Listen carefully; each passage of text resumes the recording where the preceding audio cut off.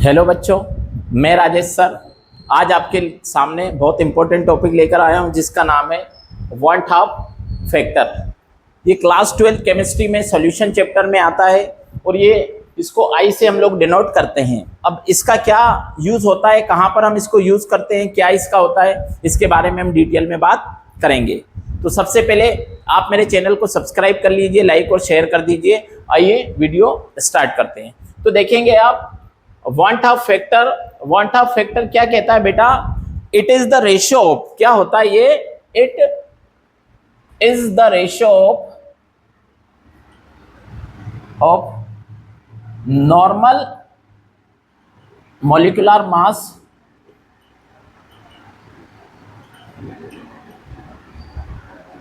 To the observed. It is the ratio of normal molecular mass to the observed molecular mass of the solute। यानी क्या होता है बेटा?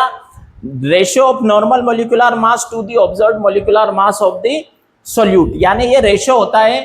और इसके लिए हम इसका फॉर्मूला क्या लिख सकते हैं? देखिए बेटा, इसका फॉर्मूला होता है I equals to normal molecular mass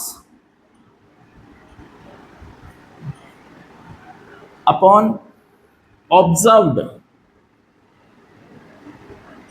molecular mass. ये हम इसका फॉर्मूला लिख सकते हैं।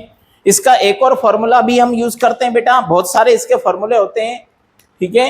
तो आई का हम दूसरा फॉर्मूला ये लिख सकते हैं, observed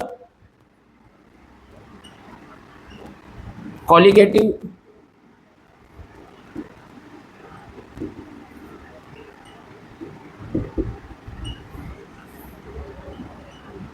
properties. Observed colligative properties upon में हम क्या लिख सकते हैं? Calculated value of colligative properties. ठीक है, दो फॉर्मूले आपने देखे हैं। एक क्या हो गया? नॉर्मल मॉलिक्यूलर मास, और अपॉन में आप क्या लिखोगे? ऑब्जर्व्ड मॉलिक्यूलर मास। सेकेंड आप क्या यूज करते हो? ऑब्जर्व्ड कॉलिगेटिव प्रॉपर्टीज, अपॉन में क्या लिखोगे? Calculated value of colligative properties. अगर अपन बात करते हैं बेटा नेक्स्ट की, तो अगर एक और फॉर्मूला मैं आपके सामने यहां लिखूं अगर, तो ये ऐसा यूज कर सकते हो आप, नंबर ऑफ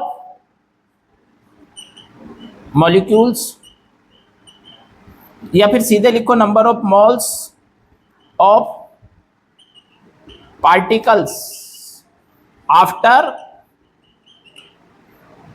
एसोसिएशन और डिसोसिएशन। अपॉन में क्या लिखोगे बेटा आप? सीधे लिखोगे number of moles of particles before association और डिसोसिएशन। ठीक है बेटा, तो ये तीन फॉर्मूले अगर आप देखेंगे तो वेंट हाफ फैक्टर आई के हम ये तीन फॉर्मूले यूज करते हैं। और वेंट हाफ फैक्टर इस आई का यूज कहां पर होता है वो मैं आपको बता दे रहा हूं। इसका जो यूज होता है बेटा, मैं यहां आपको लिख के बता रहा हूं, इस स्पेस है मेरे पास यहां पर। तो फर्स्ट अगर हम बात करते हैं तो इसको एलिवेशन इन बॉइलिंग पॉइंट में यूज करते हैं। दूसरा अगर हम बात करते हैं तो डिप्रेशन इन फ्रीजिंग पॉइंट में इसका यूज होता है। तीसरा अगर हम बात करते हैं तो ऑस्मोटिक प्रेशर में इसका यूज होता है। अब वो कैसे होता है देखेंगे, तो मैं आपको बता देता हूं कि एलिवेशन इन बॉइलिंग पॉइंट का अगर आपको फॉर्मूला पता हो तो डेल्टा टीबी इजिकल्स टू के बी एम होता था बेटा।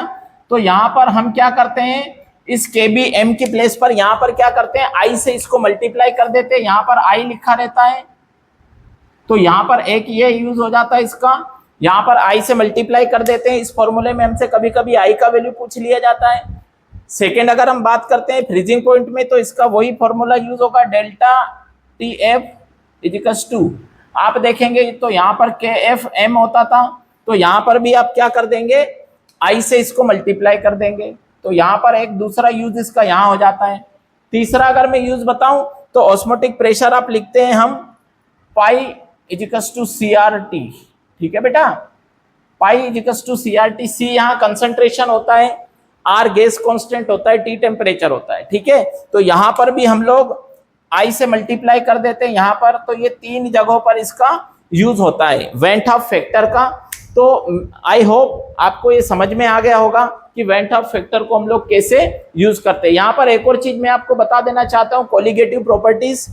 कोलिगेटिव प्रॉपर्टीज बेटा सॉल्यूशन की ऐसी प्रॉपर्टीज होती है, the properties which depends only on the number of solute particles, ठीक है, यानी किस पर, ओनली सोल्यूट पार्टिकल्स के नंबर पर डिपेंड करती है, उनको हम कोलिगेटिव प्रॉपर्टीज बोलते हैं। वो उसके नेचर पे डिपेंड नहीं करती, सॉल्वेंट से उनको कोई मतलब नहीं होता, only depends on the number of moles of solute particles, यानी कि सोल्यूट पार्टिकल्स पर डिपेंड करती है, उनको हम कोलिगेटिव प्रॉपर्टी बोलते हैं। तो आई होप आपको वेंट हाफ फैक्टर अच्छे से समझ में आ गया होगा। यहाँ पर हम इसका यूज करते हैं इस तरह से, इसको अच्छे से आप समझ लीजिए, इसका स्क्रीनशॉट ले लीजिए। Thank you.